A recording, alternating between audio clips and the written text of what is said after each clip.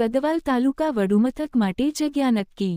આગેવાનો સરપંચો એકમતથી સરકારને રજૂઆત. છોટાઉદેપુર જિલ્લાના કદવાલ ગામના ભીખાપુરા મુકામે આજે અગત્યની બેઠક મળી હતી. નવા કદવાલ તાલુકા વડુમથકના બાંધકામ માટે યોગ્ય જમીન ફાળવણી મુદ્દે વિસ્તારના સરપંચો, આગેવાનો અને ખેડૂતો એકત્ર થયા હતા. સોસવા ફળિયા, ખટાશ રાજપુર ઓલિયા કલમ ગામની સીમ અને ભીખાપુરા પાણી મેઇન રોડ પાસે આવેલી સર્વે નંબર 251 તથા 124 હેક્ટર જમીનને બાંધકામ માટે શ્રેષ્ઠ ગણાવવામાં આવી.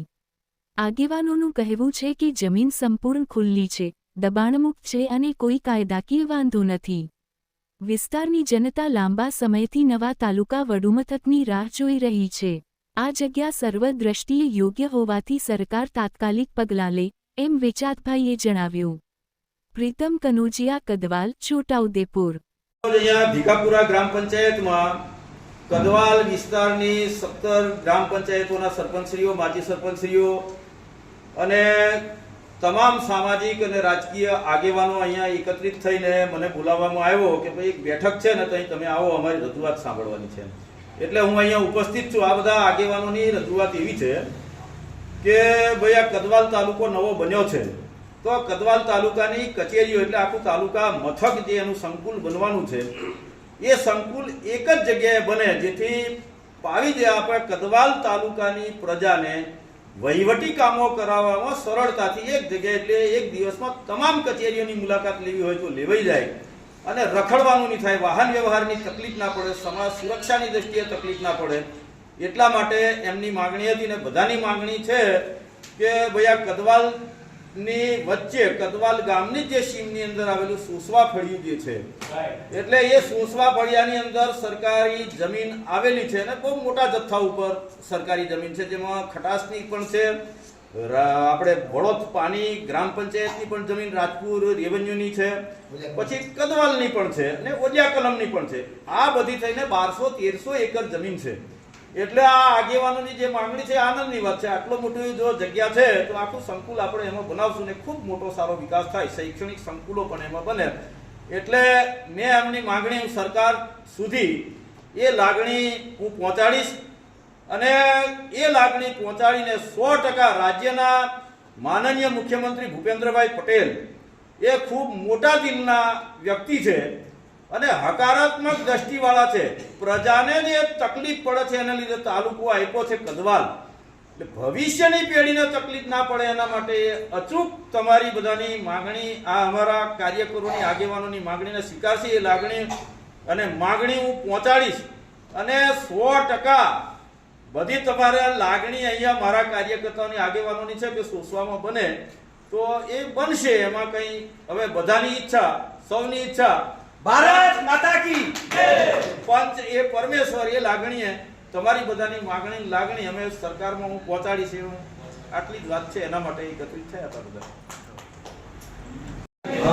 ગ્રામ પંચાયતના પટાંગણમાં ભીખાપુરા પંથકના તમામ સરપંચશ્રીઓ, સરકારશ્રીએ કદવાલ ગ્રામ પંચાયતને તાલુકા કક્ષાનો દરજ્જો આપ્યો, એની ખુશી અને આનંદની લાગણી વ્યક્ત કરવા માટે અહીંયા ઉપસ્થિત થયા છે. અને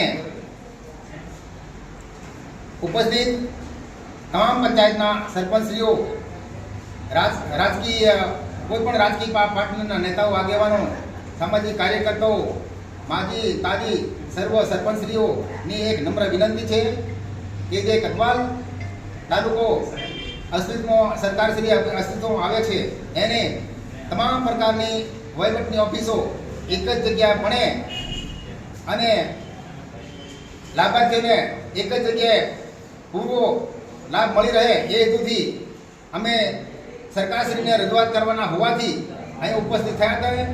અને અમે આજના માધ્યમથી સરકારશ્રીને અને વહીવટદાર સાહેબશ્રીઓને નમ્ર વિનંતી કરી છે કે જે કદવાલ તાલુકાનું જે મથક બને અને દરેક પ્રકારની ઓફિસો બને તે કદવાલ તાલુકામાં આવેલ સોસવા ફળિયામાં બને, જેથી કરી લાભાર્થીઓને આવવા જવા માટે અને સર્વ પ્રકારની સાનુકૂળતા રહે. એ રીતે અમે સરકારશ્રીને નમ્ર વિનંતી કરી છે કે અમારી લાગણી અને માંગણી સંતોષે. મનસુખ રાઠવા, ગઢ ભીખાપુરા ગ્રામ પંચાયત સરપંચ.